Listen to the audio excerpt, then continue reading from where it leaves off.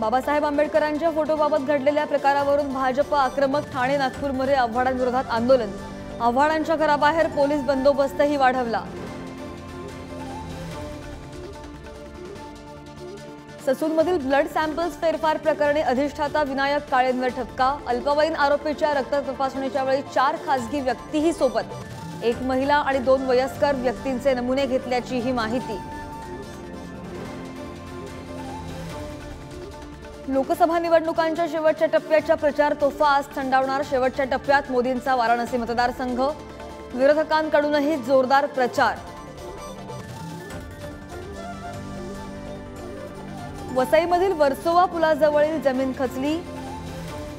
पोकलेनसह container ऑफिसही ढिगाऱ्याखाली. 1 कर्मचारी अडकला. 5 ते 6 जणांना बाहेर काढण्यात यश.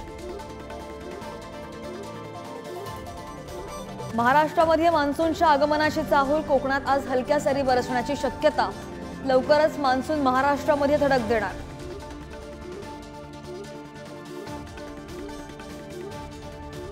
मराठवाड्यात भीषण पाणी टंचाई. पाण्याचा टँकर आणि जारसाठी 12 तास वेटिंग.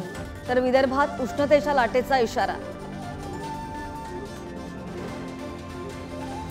उद्यापासून ठाणे स्थानकामध्ये 62 तासांचा मेगा ब्लॉक. तर 1 ते जून पर्यंत सीएसएमटी स्थानकात 36 तासांचा ब्लॉक. 3 दिवसात मध्य रेल्वेवरील 930 लोकल फेऱ्या रद्द होणार. Thank you.